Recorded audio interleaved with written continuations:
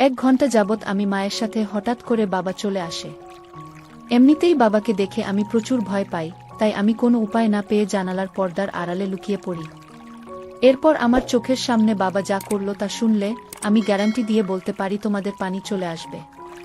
তাই বন্ধুরা, তোমাদের দুটি পায়ে ধরে বলি এই গল্পটি শেষ পর্যন্ত দেখো। আমার নাম শাকিল, জাহাঙ্গীরনগর বিশ্ববিদ্যালয়ের প্রথম বর্ষের ছাত্র। ছোটবেলা থেকেই লেখাপড়ায় বেশ ভালো ছিলাম, নামাজ রোজা হতে শুরু করে সকল প্রকার ভালো কাজের আইডল ছিলাম আমি। আমাদের ঢাকায় নিজস্ব বাসা রয়েছে, বাবা বিজনেস করেন, মা প্রাইমারি স্কুলে শিক্ষকতা করেন। আমার কোনো ভাই বোন নেই, বাবা মায়ের একমাত্র আদরের সন্তান আমি। সবকিছু ঠিকঠাকভাবে চলছিল আমার বিশ্ববিদ্যালয়ে ভর্তি হওয়ার আগ পর্যন্ত। জাহাঙ্গীরনগরে কোনো আত্মীয় স্বজন নেই আমাদের। মা খুব চাইছিল যেন আমাকে ঢাকার ভেতরে কোনো প্রাইভেট ভার্সিটিতে ভর্তি করে দেয়া হয়, কিন্তু আমি আর বাবা তা চাইনি। দুর্ভাগ্যবশত আমার ঢাকার কোথাও চান্স না হওয়ার কারণে জাহাঙ্গীরনগরে ভর্তি হতে হয়। ভার্সিটি এলাকার কাছাকাছি একটা বাসা ভাড়া করে আমি আর আমার আরও 2 জন ক্লাসমেট একসাথে থাকতে শুরু করি। প্রথম দিন থেকেই বুঝতে পারলাম আমার রুমমেটরা মোটেও সুবিধার নয়। একদিন টিভির ঘরে গিয়ে দেখি 2 জন ভিডিও দেখছে। ডিভাইসগুলো আমার, কিন্তু আমাকে জিজ্ঞাসা করারও প্রয়োজন তারা মনে করেনি। আমি গিয়ে জিজ্ঞেস করলাম, কি হচ্ছে এসব? আরে দোস্ত, তুই কি লজ্জা পাইতেছস নাকি ভদ্র সাজতেছস? উল্টাপাল্টা বকবি না, খবরদার। আমার জিনিসে আমার পারমিশন ছাড়া হাত দিলে হাত কেটে দিব তোদের কসম। মামা রাগ করস কেন? আচ্ছা যা, আর ধরুম না। ভার্সিটিতে গিয়া খালি কমু যে তোর কিছু নাই, এই লাইগা তুই এডি দেখোস না? হা হা। সুমাইয়ার সামনে এডি কইলে তো তোর চান্সই নাই। আর হো হো হো এইসবে ভার্সিটি টানোস কেন? আচ্ছা যা করতেছোস কর, কিন্তু যা যেমনে ছিল সেভাবে রাখবি। সুমাইয়া আমার ক্রাশ, ওকে আমি পটানোর ধান্দায় আছি, এটা সুমাইয়াও জানে। ওকে মামা প্যারা নাই। এভাবেই শুরু। কৌতূহলবশত আমিও ওদের সাথে দেখা শুরু করি এসব নিয়মিত। সময় ভালোই কাটে, অনেক বিষয় নিয়ে আমরা আলাপ করি। সেখান থেকেই আমার মাকে নিয়ে আমার মধ্যে ফ্যান্টাসি তৈরি হয়। ধীরে ধীরে এই চিন্তা আরও গভীরভাবে মাথায় গেঁথে বসে। ইতিমধ্যে ফাইনাল পরীক্ষা শেষ হয়ে গেছে, রেজাল্টও বেশ ভালো এসেছে। এবার নিজ বাসায় যাব কিছুদিনের জন্য। মাথার মধ্যে একটাই চিন্তা, এই 1 মাসে মাকে কিভাবে আমার হাতের মুঠোয় নিয়ে আসব। এবার মার বর্ণনায় আসি। আমার মায়ের নাম নিগার সুলতানা। মার বয়স প্রায় 40। বড়লোকি মেয়ে, কোটিপতি স্বামী, পড়াশোনায়ও অনেক উঁচু, তাই মার হাঁটাচলা, কথাবার্তার ধরনেই মডার্ন ছাপ। মা 5 ওয়াক্ত নামাজ পড়েন, স্কুলে পড়ান, বাসায়ও নানা কাজ করেন, তাই মার বয়স বোঝাই যায় না। গায়ের রং ফর্সা, মা বাহিরে গেলে এলাকার প্রত্যেকটা ছেলে হা করে তাকিয়ে থাকে।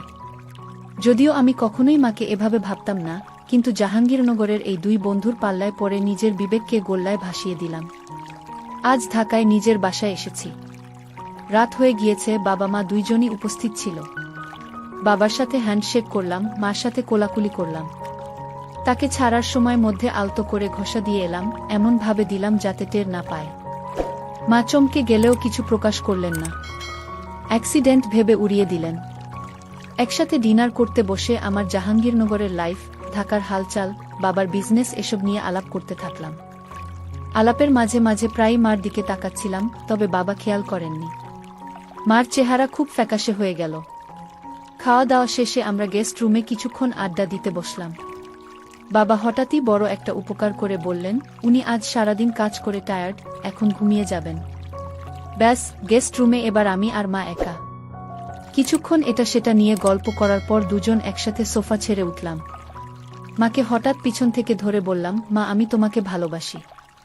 এভাবে ধরে আছিস কেন? ভালো তো আমিও তোকে বাসি রে পাগল। মা এটা এই ভালোবাসা নয়।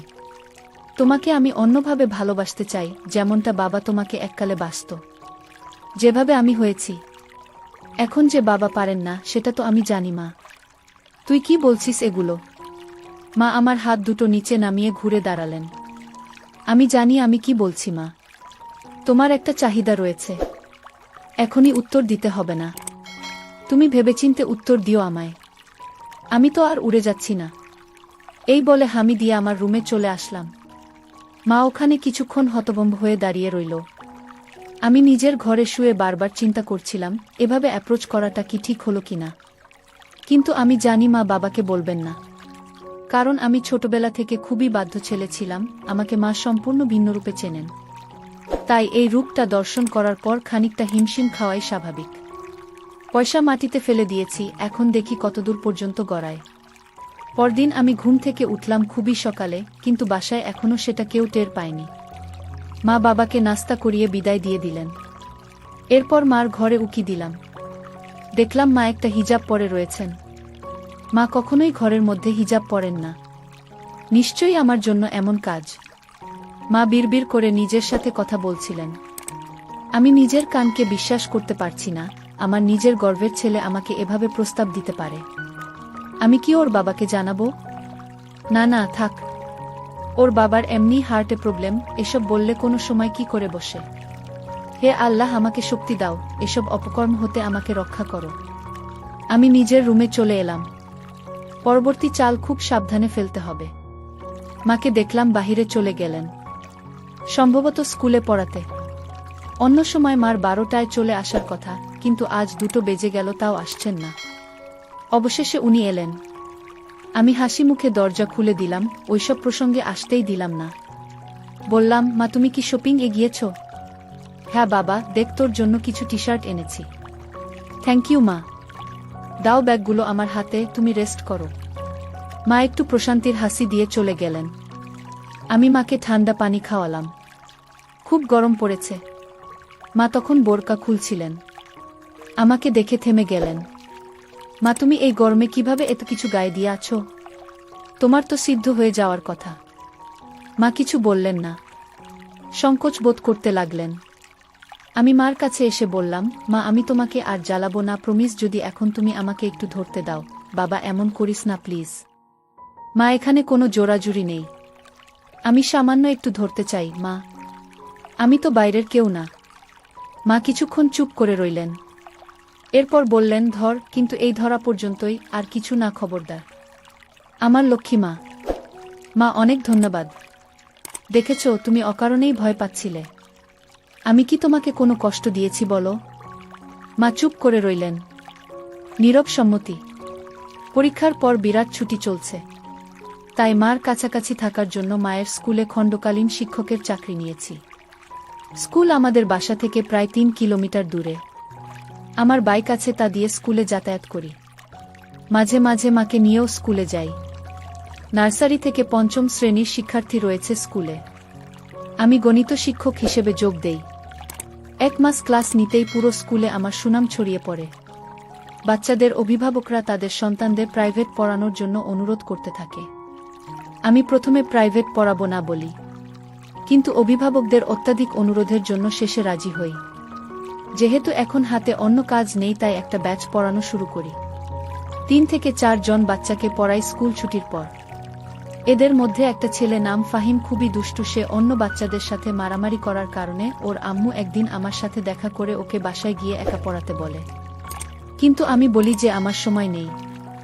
স্কুল ছুটির পর এক ব্যাচের বেশি পড়ানো সম্ভব নয়। তখন ফাহিমের আম্মু বলে, তাহলে সন্ধ্যায় ওদের বাসায় গিয়ে একা পড়াতে। কেননা ফাহিম খুবই দুষ্টু ও পড়াশোনায় খুব কাঁচা, তাই ওকে একা পড়ার জন্য ওর আম্মু খুব অনুরোধ করতে থাকে। শেষে আমি রাজি হলাম। ওদের বাসা স্কুল থেকে সামান্য একটু দূরে, তবুও মহিলার কথায় ওনার বাচ্চার জন্য রাজি হই। আসলে মহিলা নয়, বরং যুবতী মেয়ে বলাই বাহুল্য, কেননা ফাহিমের আম্মুর বয়স 27-28 বছরের বেশি হবে না। ওনার নাম ফারিয়া। ফারিয়ার একমাত্র ছেলে ফাহিম ক্লাস 3তে পড়ে। ওর স্বামী থাকে ইতালি। দোতলা বাড়িতে ছেলেকে নিয়ে একাই থাকে। তো প্রতিদিন স্কুল টিউশনি শেষে বাসায় ফিরি দুপুর 2টায়। বাসায় এসে খাওয়া বিশ্রাম শেষে সন্ধ্যার দিকে বাইক নিয়ে ফারিয়ার বাসায় যাই ওর ছেলেকে পড়াতে। বলে রাখি যে ফারিয়ারা ভালোই সচ্ছল, স্বামী ইতালি থাকায় ভালোই আছে। আমাকে 5,000 টাকা টিউশনির জন্য দেবে, আর তার সঙ্গে বাইকের তেলের খরচের জন্য এক্সট্রা টাকাও দেবে। এত অফার পেয়ে রাজিও হয়ে যাই। তো নিয়মিত ওদের বাসায় গিয়ে ওর ছেলেকে পড়াতে লাগলাম।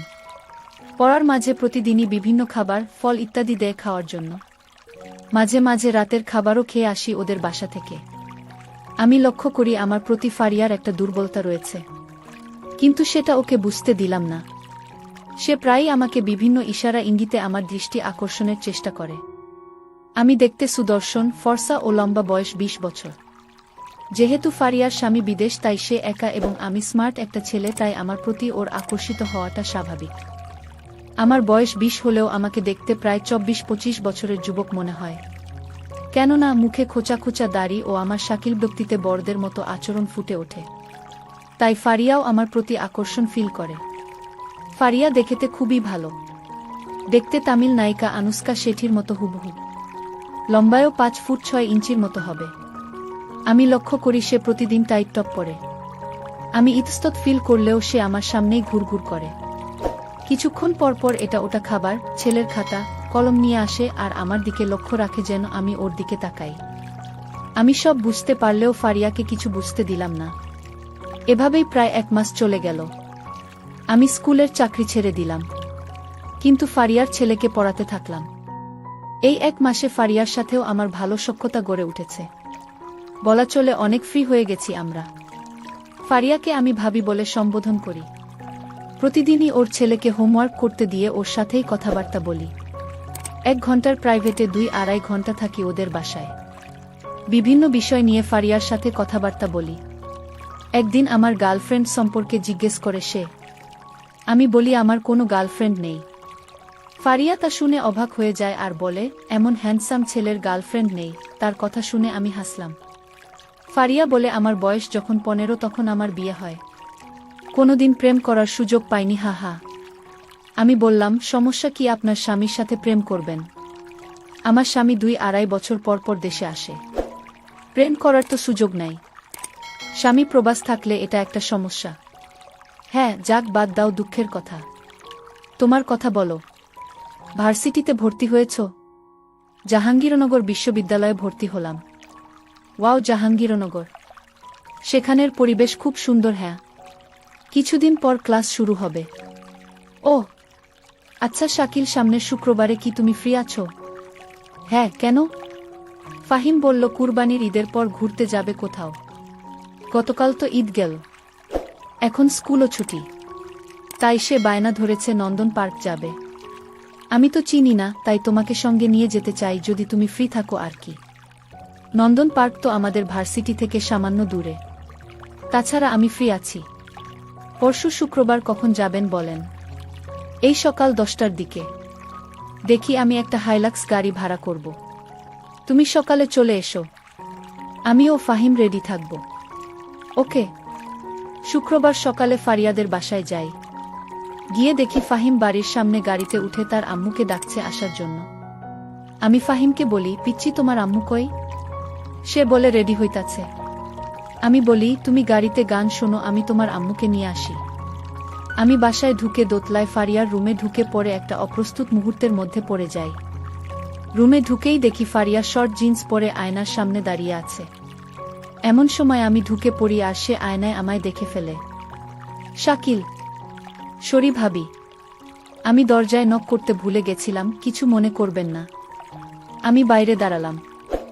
আমি দ্রুত বাইরে চলে গেলাম। ভেতর থেকে ফারিয়া ডাকলো আমায়, শাকিল ভেতরে এসো, একটু প্রয়োজন। ফারিয়ার কথায় ভেতরে ঢুকে দেখি একই অবস্থা। সে আয়নার সামনে দাঁড়িয়ে হুক লাগাতে পারছে না। শাকিল, আমার হুক লাগাতে পারছি না, কাজটা একটু করে দাও প্লিজ। আমি চোখ বন্ধ করে কাজটা করতে যাই। না, চোখ খোলা রেখা, সমস্যা নাই। ফারিয়ার কাজটা করে দিয়ে আমি চলে যেতে লাগলাম। তখন ফারিয়া পেছন থেকে হাত ধরে বসল। চেয়ার থেকে একটু টপটা দেবে শাকিল। আমি ওর পরার টপটা দেওয়ার জন্য ঘুরেছি, দেখি সে আমার দিকে ঘুরে দাঁড়িয়েছে। কেমন লাগছে আমায় শাকিল? আমি কিছু বললাম না, শুধু ঢোক গিললাম। আমি ফারিয়াকে ওর টপ দিয়ে পড়তে বললাম।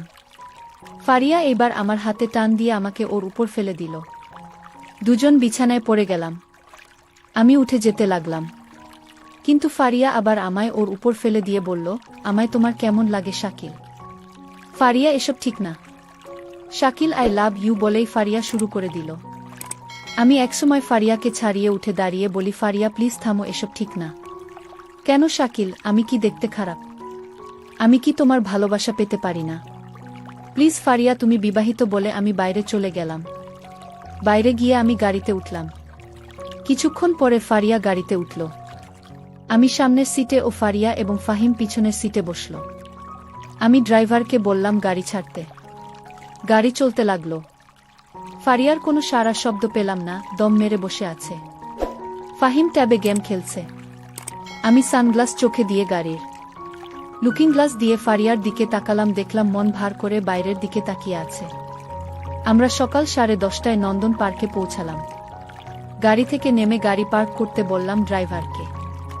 আমি 3 জনের জন্য 3টি টিকিট কেটে আনলাম। ঈদের ছুটিতে প্রচণ্ড ভিড় এখন। আমি ফাহিমের হাত ধরে লাইনে দাঁড়ালাম। ফারিয়া আমার পিছনে।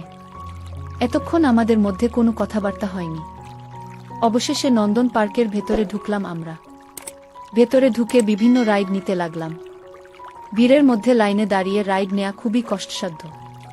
তবুও প্রায় 10-12টা রাইড নিলাম আমরা। ফাহিম দেখলাম খুব খুশি। ফারিয়া মন ভার করে শুধু আমাদের সঙ্গ দিচ্ছে।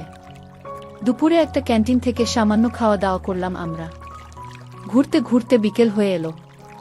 এমন সময় ফাহিম বায়না ধরল ওয়াটার স্লাইডিং করবে ও পুলে গোসল করবে। তো কি আর করা, নেমে পড়লাম ওয়াটার কিংডমে। এক্সট্রা কোনো কাপড় না নেয় প্যান্ট পরেই নেমে পড়লাম আমি ও ফাহিম পুলে।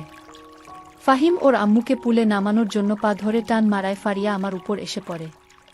আমিও ওকে ক্যাচ করে ফেলি ও সরি বলি, কিন্তু সে কিছুই বলে না। আমি ফাহিমকে নিয়ে পুলে খেলা করতে থাকি। আমি ফাহিমকে নিয়ে স্লাইডিং এর জন্য টিউব নিয়ে উপরে যাই, এমন সময় দেখি নিচে কয়েকজন বখাটে ছেলে ফারিয়াকে ঘিরে আছে, নিয়ে আজেবাজে কথা বলছে, যেমন একা নাকি আমরা আছি ইত্যাদি। এসব দেখে ফাহিমকে বলি তুমি এখানে দাঁড়াও, আমি আসছি। আমি সোজা ফারিয়ার কাছে চলে যাই এবং গিয়ে ওকে আড়াল করে দাঁড়িয়ে এক বখাটের মুখে মারি ঘুষি। এই দেখে বাকি 4-5 জন আমাকে ঘিরে ধরে এবং আমাকে এলোপাথারি মারতে থাকে। তা দেখে ফারিয়া চিৎকার করলে সিকিউরিটি গার্ডরা এসে আমাকে উদ্ধার করে। সিকিউরিটি গার্ড বলে যে কি হয়েছে। আমি বলি যে এই বখাটেরা আমার বুকে বিরক্ত করছিল, তাই ওদের বাধা দেয়ায় আমার উপর আক্রমণ করে। ফারিয়াকে আমার বুকে বলায় সে চমকে উঠে। অতঃপর সিকিউরিটি গার্ডরা বখাটেদের নিয়ে যায় আর আমিও ফাহিম ও ফারিয়াকে নিয়ে বের হয়ে আসি। খুব ব্যথা লাগছে, ক্লিনিকে চলো যাই। আমি বললাম আরে না, কিছু হয়নি আমার। এ সময় পার্ক কমিটির কিছু লোক আমাদের সামনে এসে বলে যে আপনারা চাইলে ওই বখাটেদের বিরুদ্ধে শাকিল যোগ করতে পারেন এবং আমরা ওদের নামে থানায় মামলা করব। আমি বললাম থাক, এত ঝামেলার দরকার নেই বলে আমরা চলে এলাম। গাড়িতে উঠে রওনা দিলাম বাড়ির উদ্দেশ্যে। সন্ধ্যা হয়ে এসেছে, আবার আকাশ কালো হয়ে বজ্রপাত হচ্ছে। মনে হলো ঝড় হবে। মাঝপথে বিশাল বৃষ্টি শুরু হলো। বাসায় পৌঁছলাম ততক্ষণে রাত 8টা বাজে। গাড়ি থেকে নেমে ফাহিমকে কোলে নিয়ে ওদের বাড়িতে ঢুকলাম। পুলে গোসল করে ও এখনের বৃষ্টিতে সবাই পুরো ভিজা। ফাহিমকে নামাতেই দেখি গাড়িওয়ালা গাড়ি নিয়ে চলে গেল। আমি পিছন থেকে ডাকলাম ওই থামো, আমি বাসায় যাব কিভাবে? ফারিয়া তখন বলল বাইরে খুব ঝড় আর রাতও অনেক হয়েছে, আজ রাতে এখানে থেকে যাও, তাছাড়া এমন সময় এত দূরে যেতেও পারবে না। আমি বললাম না, থাকা সম্ভব না বলে ফোন খুঁজতে লাগলাম। প্যান্টের পকেটে যে ফোনটা ছিল খেয়ালই করেনি, পানিতে ভিজে নষ্ট হয়ে গেল। তাই ফারিয়াদের বাসায় আজ রাত থাকতে হবে। ফারিয়া আমাকে দোতলায় একটা রুম দেখিয়ে বলল এই রুমে থাকো তুমি, আগে বাথরুমে গিয়ে গোসল করে আসো, কাপড় তো পুরা ভিজা, পরব কি? তুমি বাথরুমে যাও, আমি ব্যবস্থা করছি।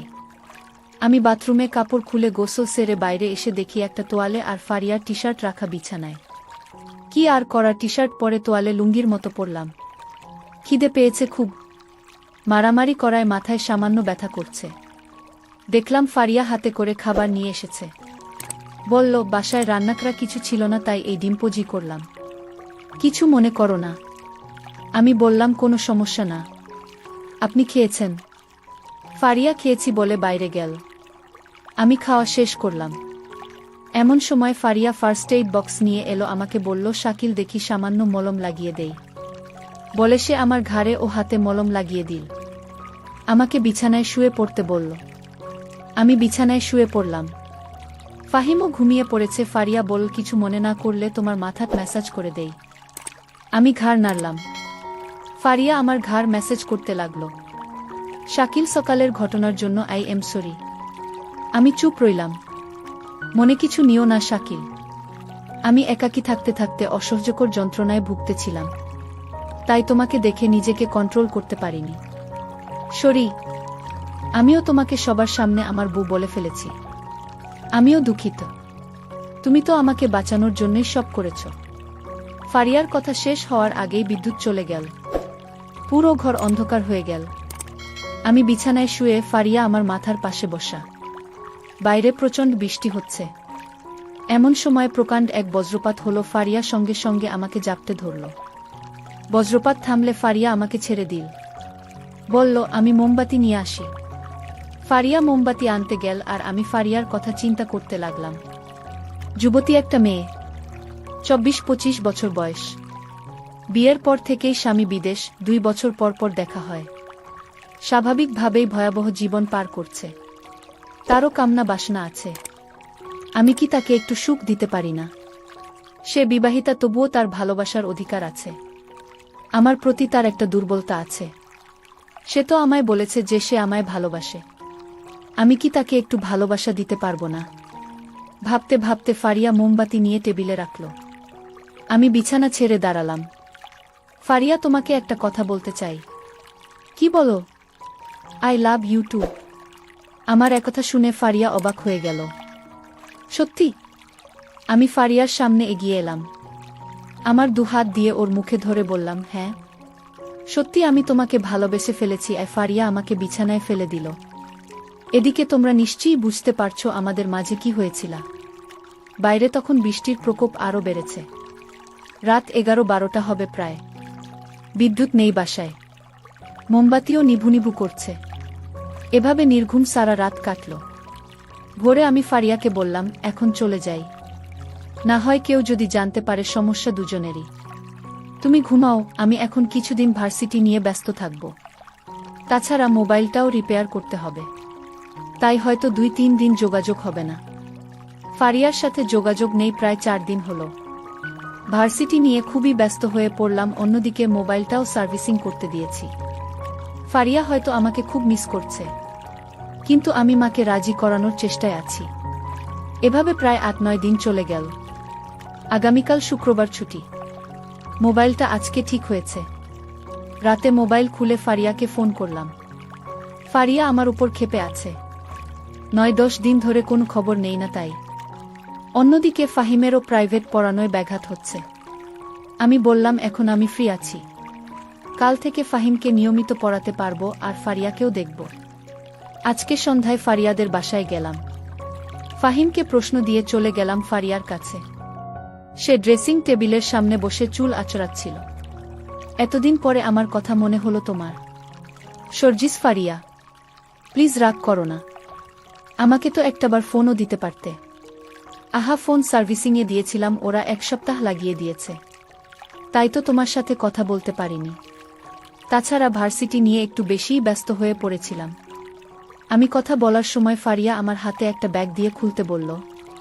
ব্যাগ খুলে দেখি একটা আইফোন মোবাইল। এটা তোমার জন্য। এত দামি ফোন আমি নিতে পারবো না ফারিয়া। আমার স্বামী গতকাল এটা পাঠিয়েছে আমার জন্য। আমি আইফোন চালাতে পারি না, তাই এটা তোমাকে গিফট করলাম। তোমার না 10 তারিখে জন্মদিন। মনে করো এটা অগ্রিম গিফট। আমার জন্মদিন তুমি জানো কিভাবে? বুদ্ধু, তোমার ফেসবুকেই তো দেয়া আছে। ও হ্যাঁ, এই 10টা দিন আমি শুধু তোমার কথাই ভেবেছি। এখন আমি ফ্রি আছি ফারিয়া। এখন আর তোমাকে যন্ত্রণা দেব না। হঠাৎ ফাহিমের ডাক শুনলাম, স্যার, হোমওয়ার্ক শেষ। আমি ফারিয়াকে বললাম, অপেক্ষায় রইলাম তোমার।